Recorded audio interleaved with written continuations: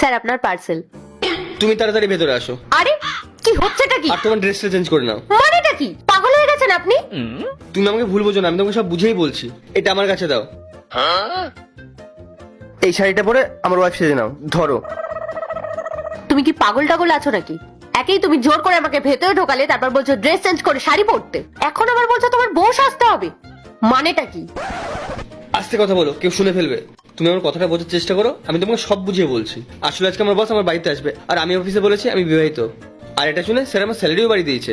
আর এখন যদি এসে দেখে স্যার যে আমি বিয়ে করিনি, তাহলে জানি না উনি কি করবে আমার সাথে। আমার অনেক বড় ক্ষতি হয়ে যাবে। আমি তোমাকে রিকোয়েস্ট করছি, তুমি প্লিজ শাড়িটা পরে আমার ওয়াইফে রেডি হয়ে যাও। তুমি যত টাকা বলবে আমি তত টাকা দেবো।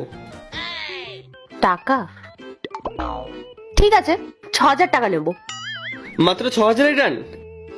হ্যাঁ, 6,000ই ডান। এই নাও ধরো।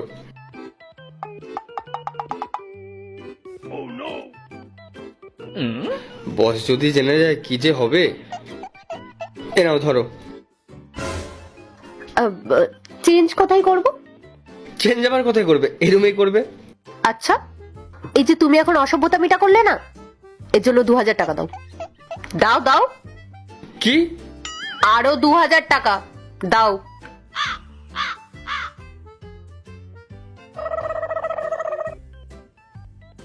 এবার ঠিক আছে। রুমটা কোথায়? সোজা গিয়ে বাদিকে যাও। ওকে। তোমাকে ঠিক যেমন যেমন বলেছিলাম তুমি ঠিক তেমন তেমন করবে, বুঝতে পেরেছো? যদি একটু এদিক থেকে ওদিক হয়, বস কিন্তু ধরে ফেলবে। বস কিন্তু খুব চালাক। ঠিক আছে, অত আমাকে জ্ঞান দিতে হবে না, আমি জানি কিভাবে ওয়াইফ হতে হয়। ঠিক আছে, ওকে। ওই যে মনে স্যার এসছে, তুমি একটু এখানে বসো, আমি এক্ষুনি আসছি।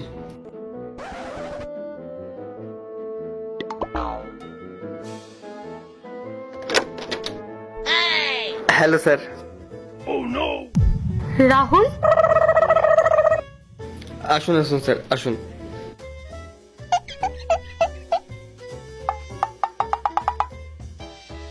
আসুন স্যার, বসুন। বসুন স্যার, বসুন। বসুন স্যার। তা মনোজ, ইনিই তোমার ওয়াইফ? হ্যাঁ স্যার।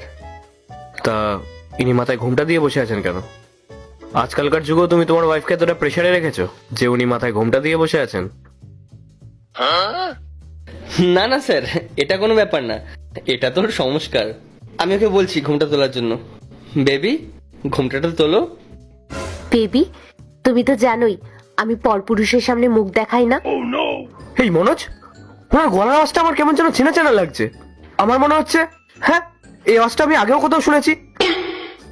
বৌদি, বলছি আপনি একবার আপনার ঘুমটা তুলুন তো। আমি না এই আওয়াজটা কোথাও শুনেছি। হ্যাঁ, ওঠাও না বাবু। তোমাকে না টাকা দিয়েছি, ওঠাও। তুমি তোমার 5,000 টাকা নিয়ে নাও, কিন্তু আমি ঘুমটা তুলতে পারবো না। টাকা ফেরত দিতে হবে, এটা কেমন কথা? ঘুমটাটা তোলো, 2-3 হাজার বেশি নিয়ে নিও। এই মনোজ, তুমি আর তোমার ওয়াইফ মিলে কি তখন থেকে গুজুর গুজুর ফুসুর ফুসুর করে যাচ্ছ? তুমি তো পুরো অফিসকে একেবারে মাথায় তুলে রেখেছিলে যে তোমার ওয়াইফ খুব সুন্দরী, শিক্ষিত, আদর্শবান। তোমার ওয়াইফে তো মুখটাই দেখলাম না আমি। আমি যখন থেকে এখানে এসেছি তখন থেকে দেখছি উনি মাথায় ঘুমটা দিয়ে বসে আছেন। এই, তুমি আমাকে মিথ্যে কথা বলছো না তো? দেখো মনোজ, তুমি কিন্তু খুব ভালো করেই জানো যে আমি মিথ্যে কথা বলা একদমই পছন্দ করি না। যদি এই কথাটা মিথ্যে হয়েছে না, তাহলে কিন্তু তোমার চাকরি নিয়ে টানাটানি পড়ে যাবে। না না স্যার, মিথ্যে কথা কেন বলতে যাবো? আমি সত্যি কথাই বলছি। আমি ওকে বলছি 2-3 হাজার টাকা বেশি নিও, কিন্তু ঘুমটাটা তোলো। তুমি আমার থেকে 2-3 হাজার টাকা বেশি নিয়ে নিও, কিন্তু আমাকে ঘুমটা তুলতে বলো না। তুমি সরাবে কি না? সরাবো না। সরাও। না। আরে সরাও না। না। আরে সরাবে না মানে? Sir, meet my wife, meet my real wife. এবার বলুন আমার স্যালারিটা কবে বাড়বে? পূজা, তুমি এখানে? স্যার, আপনার রিলেটিভ হয় নাকি? ওয়াইফও আমার। ও আচ্ছা, ওয়াইফাই। ওয়াইফাই মানে? পূজা, তুমি এখানে কি করছো? ও, তার মানে তোমার দুটো হাজবেন্ড? তুমি আমাকে বোকা বানাচ্ছো, আমাকে চিট করছো। না না রাহুল, এটা তুমি কি বলছো? তুমি আমাকে ভুল ভাবছো, ও আমার হাজবেন্ড নয়। হাজবেন্ড না মানে? এতক্ষণ ধরে আমি এখানে যা দেখলাম সব মিথ্যে। এই তো একটু আগে মনোজ বললো যে স্যার মিট মাই ওয়াইফ, আর ওখানে তুমি বসেছিলে। ও, এবার আমি বুঝতে পেরেছি যে তুমি কেন ঘুমটা দিয়ে বসেছিলে। যখন তুমি আমাকে আসতে দেখলে তখনই তুমি ঘুমটা দিয়ে বসে পড়েছো। পাগল পেয়েছো আমাকে? না না রাহুল, সেরকম কোনো ব্যাপার না। আমি তো এখানে ডেলিভারি দিতে এসেছিলাম, আর ও আমাকে হাত ধরে টেনে নিয়ে গিয়ে বললো আমার বস আসছে, বসের সামনে তোমাকে বউ সাজতে হবে, তাই জন্যই এটা আমি করেছি। হ্যাঁ সেটাই, তুমি এখন ওর সাথে মিলে গল্প বানাচ্ছো। দেখো পূজা, আমার কিন্তু মাথা মাথা পুরো খারাপ হয়ে যাচ্ছে। এমনিতেই তুমি দুটো বিয়ে করেছো, আর সেটা আমি জানিও না। এই তুমি এক্ষুনি তোমার বাবা মাকে ফোন করো, ফোন করে ওনাদেরকে সব সত্যিটা বলো যে তুমি দুটো বিয়ে করেছো। এটা তুমি কি বলছো রাহুল? আমি বাবা মাকে কেন ফোন করতে যাব? কেন? তোমার বাবা মা তো বিয়ের সময় খুব বলেছিল আমার মেয়ে খুব মহান, আদর্শবাদী, সংস্কারী। এই তোমার সংস্কার? দুটো ছেলেকে তুমি বিয়ে করেছো? রাহুল, রাহুল তুমি আমাকে বিশ্বাস কেন করছো না? আমি সত্যি কথা বলছি। এই দেখো, আমি না সব নিজের চোখে দেখেছি। আমি আর তোমার সঙ্গে থাকতে পারবো না।